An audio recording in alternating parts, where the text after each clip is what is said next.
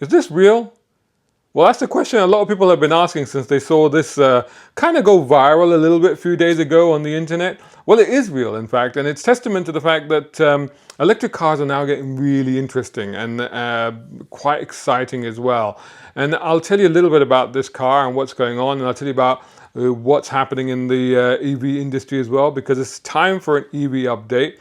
But it's not all good news, despite the growth and the increase in numbers and increase in sales and all the rest of it.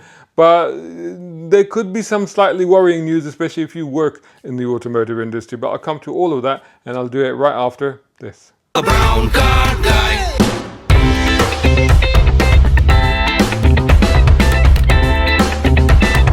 Brown car guy. Right, yeah, so this actually was the Mercedes EQG. That's what this actually is. But most of us will recognize this as a Mercedes G-Wagon. The G-Wagon, of course, that tough mudder, that all-wheel drive, which started life as basically a military vehicle. The G-Wagon, since it's been in production since 1979, pretty much continuously throughout. It's had updates, it's had changes, they've revised things. The biggest one I think was a few years ago. I think it was 2018 when there was quite a substantial change, particularly to the interior, because the interior was quite cramped originally. But I think they opened it up a little bit and it was more luxurious and it was even better. And there were slight changes to the styling. But honestly, like even now, you know, you could buy any model and it's hard to tell what age it is because they all look fantastic, particularly the AMG ones. And, you know, having spent a lot of time out in the Middle East, I mean, these are top dog, especially in the UAE. The ruler of Dubai tends to drive around one. I think it's got the number plate Dubai 1 on it. So it's very famous for, and he's probably got more than one of them, you know, but he's very famous for being very partial to the AMG G-Wagon. So this basically is the electric version. Now they were saying that this is a concept car. This demonstration of the spinning cars was actually at CES, which was a big technology show, which I think was in Las Vegas. And this is where they did this. It was kind of like a teaser introduction of what they said was a concept. But the thing about concepts is that you normally build one concept car, not four of them, and there's four of them in this video. So this is essentially is coming out. So this is the electric version of the G-Wagon. Not a lot of details about it, but it's definitely coming out. And one of the things, as you can see, it can do is it can do the tank turn, as they call it, which is basically spinning. And this is something I'll come back to in a minute, actually. This is basically done by, you know, the fact that these cars are electric and they have motors for every wheel independently, so you can get, you know, the wheels on one side of the car going in one direction, the wheels on the other going in the other direction, and that will basically spin the car around. And that's what these cars were demonstrating. But, you know, they really went crazy with this car and the introduction of the concept, because they basically took it to space. Well, not really, but in a sort of movie sense. And they did this video, which, have a look at this. So this is kind of like a cross between Star Trek. It's got elements of Star Trek in it. It's got elements of Lost in Space in it, especially, you know, when you see the robots in it. But it's quite an extraordinary video. And I have to say that for somebody like me, who's a huge car fan and, as some people will know, a massive science fiction fan and certainly a big Star Trek fan, I really liked it. I thought this was very cool. I love the way that they did the whole thing. I think it's really clever. But you know, it gives you an example of, you know, what they're trying to do, what they're trying to achieve, and they're trying to inject fun back into these cars and to get people excited by them. And I think doing that little stunt on that boulevard with the 4 rotating cars was one way of, you know, doing things like, you know, going viral, getting trending, that sort of stuff. So this is what they're trying to do, and I guess it kind of worked for them. In a similar vein to, like, I think it was last week I put up a video about Yangwang. Yangwang is the sort of luxury arm of BYD. So it's like the Lexus is to Toyota, Yangwang is to BYD in China. And their first 2 cars, one car is already out. It's the U8 SUV. And then the next one coming out is a supercar, which is coming out probably next year, U9. If not, or actually this year. Actually this year it'll come out. And these cars were incredible. The features that they've got, the incredible things they can do, like dancing and driving on one wheel and, you know, doing the bunny hop and stuff. And they also do the tank turn and stuff. So very clever, very fascinating, incredible power, quite good value for money. Talking of which, the Mercedes, although there's not a lot of information about what sort of tech it will have, what sort of power, motors, range, anything like that, I couldn't find anything. But there was some indications that the pricing would be about $150,000 to $200,000, which is a lot of money, but when you think about what they're doing and the technology that's going into that, it doesn't seem unreasonable. So, we're seeing a lot of, like I said, good news on that side in terms of the quality of the cars. And the EVs I've driven recently have just been fantastic. I'm particularly partial to the BMW i4, i5. I think especially that i4, I really, really enjoyed it, and I think they're doing a great job. However, we've got to temper some of this with the realities of this quite dramatic and radical shift in the entire industry that we are now, I was going to say that we are now seeing happen, but in some ways we are now seeing imposed upon the industry because of legislation that's happening across the globe and stuff like that. So I was looking at jobs that are affected by the transition to EV. There's figures out. This is ACEA, says that 14.6 million people work directly or indirectly in the auto industry in the EU, so in Europe, and that accounts for 6.7% of all jobs. And they've included things like petrol stations, road construction. So they've included all of these peripheral industries as well. So hence that's quite a big number. The automotive industry provides some 3.7 million manufacturing jobs. So those are specific to car making, and that works out to about 11.5% of such jobs, so I guess manufacturing jobs, in the EU. 2.7 million people are directly employed by the manufacturing in automotive industry, corresponding to 8.5% of the total for European manufacturing employment. So this is directly involved in making cars, I guess, So it's a big number. So that's a significant number to keep in mind. Of course, in America, there are also big numbers. The German car industry, which is Europe's largest car industry, employs about 800,000 people. So that's the largest car industry. It has 800,000 people.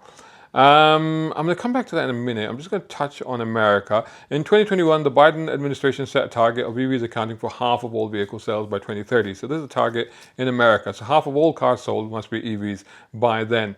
We have the Economic Policy Institute, EPI, estimates that without substantial government intervention, to do this, to hit that target of 50% by 2030, would eliminate 75,000 jobs from manufacturing jobs, car manufacturing jobs in America. So the European Association of Automotive Suppliers estimated that by 2040, going down this route, would eliminate a net of 275,000 jobs in automotive suppliers. It's not even in the manufacturing sector, but just in the supply sector. And the Japanese analysts expect that EVs will eliminate more than 80,000 auto-related jobs in Japan by 2050. Coming back to Germany again and Europe, the transition to battery-powered, this is from the Financial Times actually, the transition to battery-powered cars has added to the challenges for Germany's sprawling network of automotive suppliers. So now we're talking about the suppliers again. Already they've been squeezed by the economic downturn, inflation, and rising interest rates. In the 3 years leading up to 2023, the German Tier 1 suppliers with more than 20 employees fell from just under 700 to roughly 615. So that's the number of suppliers that have more than 20 employees. So that's that's nearly 100 companies that have been lost. So they're estimating more than 30,000 jobs lost in that period. So just as examples, Bosch, they make brakes and electronics, etc., they lost 12,000 jobs. It's interesting that ZF, which would be known, you would know ZF as, making automatic gearboxes that go into a whole bunch of cars actually. But don't forget, of course, that electric cars don't need gearboxes. They have single ratios, right? So ZF said that they anticipated a cut of 12,000 jobs in the next 6 years, that being the worst case scenario. Wow. So in 2022, the Federal Statistical Office reported a year-on-year decline in employment of just over 1%. So we're going back to America now. 11,800 employees is how much they expected year-on-year decline. And this was in companies producing motor vehicles and motor vehicle parts. So this is actually in the auto manufacturing industry. 774,300 people are employed in the sector. This is actually 60,000 fewer than the record year that they had, which was in 2018.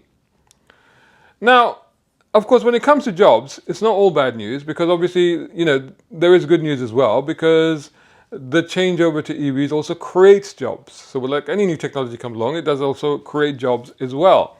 So again, with the Economic Policy Institute, so we mentioned them before, if battery electric vehicles rise to 50% of domestic sales by 2030, 150,000 jobs in the auto industry would be created to shore up the US market share. So that's good news, right?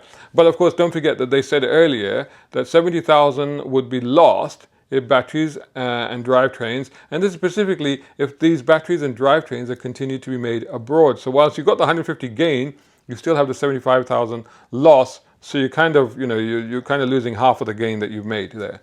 Looking at what's happening with that battery drivetrain situation, they estimate that over the next 7 years, 350,000 jobs will be created in the battery value chain. But keep in mind that 75% of the world's batteries are made in China.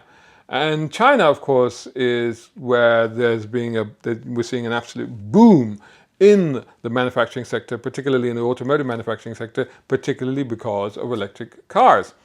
So the whole argument about, yes, there's going to be job losses, but at the same time there's going to be job gains, and there are, but the question then becomes, where are we going to see those job gains? And I think at the moment it's pretty evident that that's happening in China. In China, for example, the largest manufacturer, BYD, has 570,000 workers. Don't forget that the Detroit Big Three, that's Chrysler, Ford, General Motors, they have 610,000 total worldwide. And BYD alone in China has 570,000 workers. But if you look at the total number in China that are actually involved, or this is an employee workforce involved in car manufacturing, it's about 4.5, I can't get the exact figure, it's about 4.5 million to up to about 5 million people. Wowzers. And if you think that's a big number and you want to try and put it into context as to like how much growth have they seen, well, about 20 years ago it was 1.5 million. So from 1.5 million up to 5 million. And of course, the huge explosion in the number of cars that they're producing, selling, and of course exporting pretty much to the rest of the world, particularly now in the EV era, because most of the battery production is happening over there. EV adoption is strong right now. It is happening, partly because of the legislation that's going on, partly because of fleet sales, because the companies are getting various incentives in order to do that, to convert their fleets over to electric. There are tax breaks in certain countries with benefit in kind here in the UK. I think there's in Germany as well. There's also incentives for company car buyers. So there's all these things that are happening, and then of course there's the legislation, and then of course there is what I covered in the previous video, which you'll find above below, the ZEV mandate, which of course is limiting the number of internal combustion engine cars that manufacturers can sell, for example, here in the UK. So in this year, the first year that it's kicked in fact it kicked in on the 1st of January 2024, in the UK, there has to be at least 22% electric vehicles sold. So all the manufacturers have got that target of 22%. I won't go into details of that. You can refer to my previous video of what happens if they don't meet it, etc., etc. But basically, we're looking at 22%. That's compared to 16.5% that was last year, and about, I think it was 14.5% the year before. So that's a big accelerator, a big jump there that's happening. So there's a big push. And of course, the industry has responded. Car production, electric car production is up, electric car sales are up. In fact, for the first time ever, in Europe, we have the best-selling car is actually an electric car. It's the Tesla Model Y. The Tesla Model Y was the #1 car in the whole of Europe. And with the sales figure, this was in 2023 of 254,822. That compared to 137,600 the year before. So that is well over more than 100,000 jump for the Tesla Model Y. Now, in the top 5, there weren't necessarily any other EVs, unless, because it doesn't say number 5. Number 5 I'm not so sure about, but number 2 is the Dacia Sandero. Dacia Sandero, whatever you want to call it. That was close to the Tesla. Remember, Tesla was 254,822, and the Sandero was 235,893. That was up about 35,000 from the year before. At number 3 was the Volkswagen T-Roc. That was about 200,000. I'm just going to round them up now. And number 4 was the Renault Clio. That was 202,000 or so, 203,000, let's say.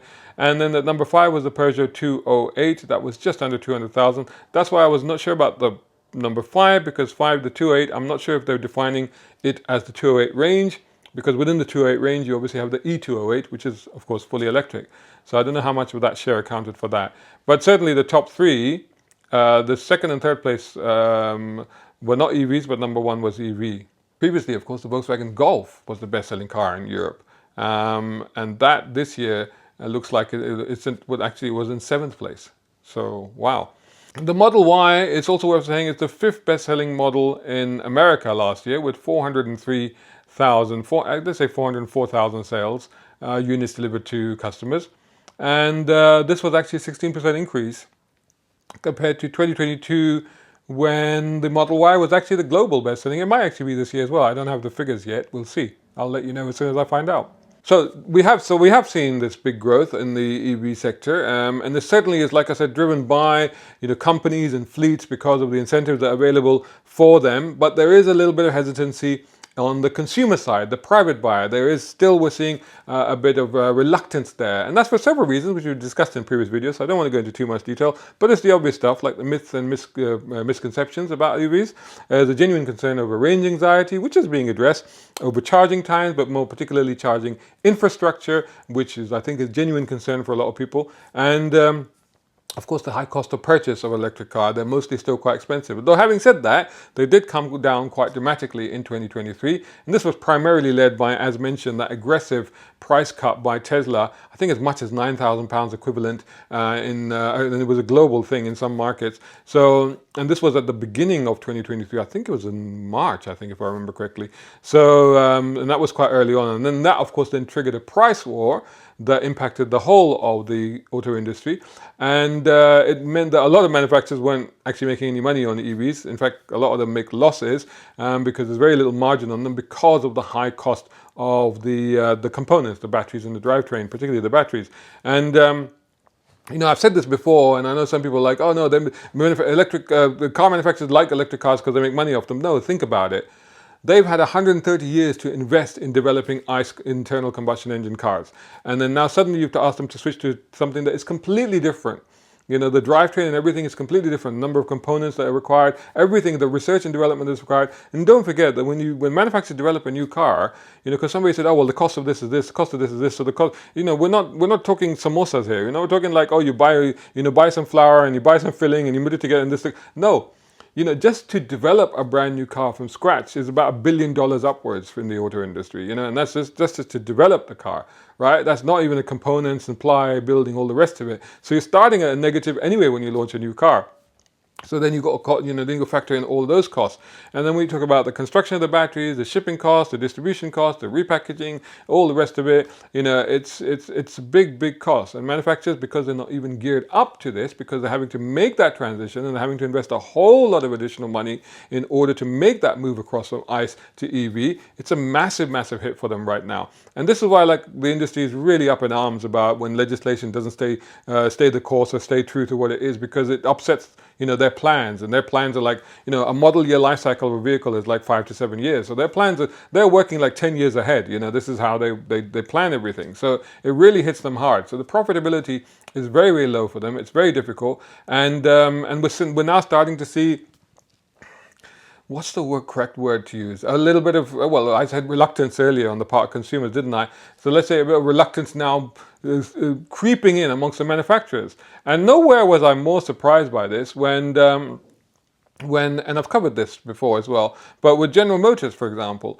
General Motors for the last, I would say, between 10 and maybe as much as 15 years, they've been banging on. They were the first people to sort of move towards electrification. They had the Chevy Bolt, and they had some early concepts that they came out with Cadillacs and this and that. They're spending a lot of money on it now, and they were sort of going bang on about it. They were like, we're moving to electric is the future, this is what's happening, forget about our brilliant LS motors, we're now going towards EVs, and we're going to have, they were even talking about EV crate motors type things, and all of this stuff was happening. The interesting thing is that even they're recalibrating, and they say because of customer demand, especially in the biggest market, which of course is America, so they have postponed the debut of the Chevrolet Silverado EV by an entire year. That's incredible. And they shelved a £5 billion project, and actually a £5 billion joint venture with Honda that was about to go ahead, that was the sole purpose of which was to develop an electric vehicle, and that's been shelved. They paused production of the Bright Drop electric commercial vans and revised the target to produce 400,000 electric vehicles by the first half of 2024. So they've revised that target. So this is a real shock to the industry to have them do that, because they really, have been ambassadors for the whole EV cause, and for them to go, yeah, we might just slow things down a little bit. We're not saying that anybody's abandoning EVs, but they're just like, yeah, we might just slow down, because at the end of the day, manufacturing has to be pragmatic. It has to look at, so it's all about supply and demand. You have to look at the marketplace. You have to go, well, are people going to want it? Are they buying it? Should we make them? What's the point of making them if nobody's buying them? We have to look at all these things, and this is what these people are looking at. Ford as well. So Ford have announced a slowdown in the production of its F-150 Lightning pickup truck. Don't forget, the F-150 is one of the biggest selling vehicles in America, if not the biggest, and it's one of the biggest, most profitable things in ICE form for Ford. So that was a big thing. That's a big project, the F-150 Lightning, which is the electric version of that pickup truck. And so they've slowed that down. And apparently they've deferred $12 billion worth of investment in new EV manufacturing capacity. In addition to that, this is quite interesting, and we're moving on to something that's quite heartening for petrol heads, I would say. Certainly, I was kind of grinning when I heard this news. This was from North Carolina. Charlotte, I think, and it was at the launch of, this is back to Ford, it was the launch of the company's 2024 racing season. So they're going to be involved with the Ford Performance Mustang GT3 car, which was revealed last year with all the new Mustangs. And the company CEO, Jim Farley, was very keen for everybody to know that there is a V8 under the hood of that car. I say hood because it's American, so you can say bonnet if you like. And this is what he said. Mustang is going to celebrate its 60th anniversary coming up here. A lot of our competitors have left. They've come and they've gone. We never did that. We've always been there with the Mustang. 60 years, and it's changed over time. We have EcoBoost, we have the Dark Horse now, and we're going to continue to invest. And if we're the only ones on the planet making a V8 affordable sports car for everyone in the world, so be it. Wow, round of applause for that. Come on, well done, Mr. Farley. That's fantastic. So you see what he's saying there. So we know that, for example, the Camaro discontinued production last year. Stop.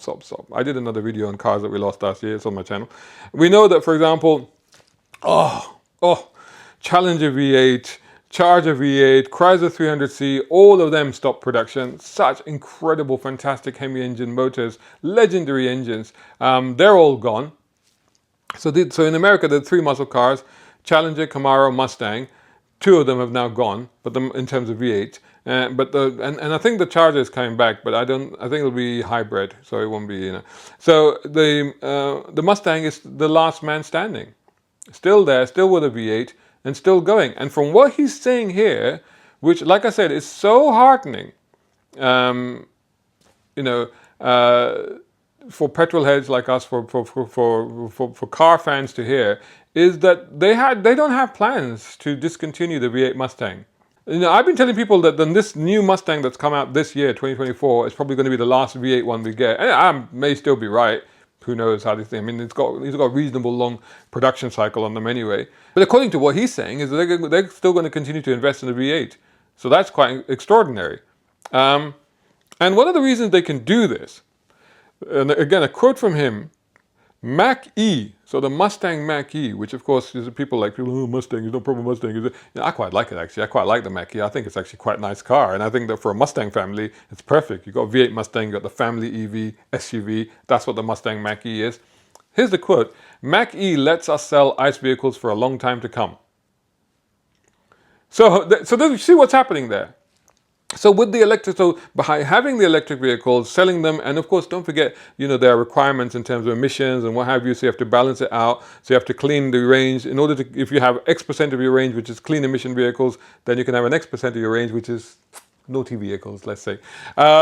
So what he's saying is that by being able to sell the Mach-E Mustang, that's going to continue. That's going to allow us to continue to build the V8 Mustang, which has got to be good news, right? And this is not unprecedented because, of course, we saw this before many years ago when Porsche came out with its first SUV, the Cayenne, and we were all like, "Oh no, what are they doing? Porsche builds sports cars. Why are they doing this?" But ultimately, what we realized and what we found out and what's been proven was the Cayenne ensured the survival of the 911. That's because the profitability of the Cayenne ensured that they could continue to invest and develop the 911, which of course still remains one of the ultimate sports cars out there. So this is fantastic to see that. And it's not just Ford. I have to mention probably my new hero in the car industry, Akio Toyoda. The former president of Toyota, now the chairman of Toyota, a proper petrolhead hero, this guy. I remember because last year he said this, "We don't want to leave any car lovers behind." This was when Toyota was launching, basically remanufacturing parts for some of its classic cars like the Terreno, 86, etc., etc. And he made this statement, and I love when he said, "We don't want to leave any car lovers behind." And I think that was very, very poignant and very, very pertinent what he said there. And he continues to impress because already this year, when he did his New Year message to Toyota, so he did a video recording of a New Year message to the whole of Toyota. He did it in English, and this is what he said. "So this year, in the words of the immortal Captain Kirk, let's boldly go where no one has gone before. Let's challenge ourselves to expand our capabilities and widen our horizons in every region and every country. Let's support each other. Let's support our industry by staying true to our point of view, even if it's not always agreed with, at least at first." It's brilliant, absolutely brilliant. And live long and prosper, Mr. Akio Toyoda, because that's, you're a fellow Trekkie, clearly you are. So that's great. And then there's more, because this is what he's just said. And this was at the Tokyo Auto Salon, the Tokyo Motor Show. There is still a role for engines as a practical means of achieving carbon neutrality. And by engines, he's talking about internal combustion engines. "So let us refine engine technology." So he's not being dismissive of ICE. This is someone that still believes in ICE, but he believes in making it better, cleaner, more efficient, and employing new fuel to do it. Toyota said that new takes on old tech will help win the war against carbon emissions while also saving jobs. So we go full circle here. We've gone back to the beginning of this discussion when we talked about the impact that it's going to have on jobs. So while also saving jobs and preserving the smell, sound, and feel that dyed-in-the-wool car fans crave.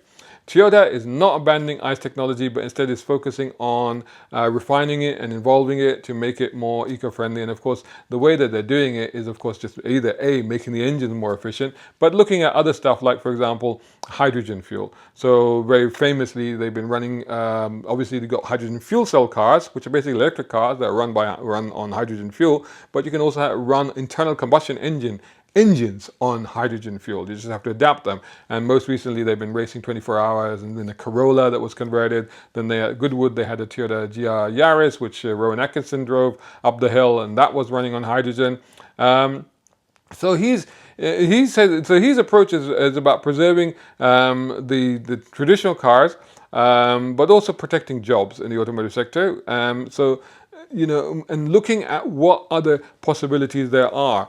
And I think that it says the path to carbon neutrality is not solely dependent on battery electric vehicles, and I totally agree with this. I am a supporter of electric vehicles. I think they're fantastic. I think they're getting better, and I think for a lot of people they are the perfect solution even right now.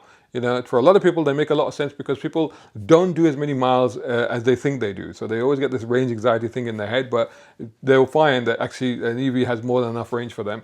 And it's especially perfect if they have the facility to charge where they live, because then they don't have to worry about the high cost of the public charging points, which are a bit expensive, let's be honest. But if you have a home charging point, or if you live in an apartment where they have installed charging points, you need to look at an EV because it makes a lot of sense. However, I think that going towards the future and looking at all of the challenges that we face in terms of transportation, it's got to be a multi-pronged approach. We've got to look at all the different options that are on the table, because it won't necessarily be one size fits all. It just won't. And I think that, visionaries like Akio Toyoda, I think has got that key understanding of that aspect of where we're going and of the future. And I think that the rest of the industry is coming around to that as well. So let's see. I'm going to keep you updated. I'll keep following the industry, see what's happening, and keep it locked to Brown Car Guy, and make sure that you've hit that like button and subscribed, and stay tuned. More to come. Brown car guy.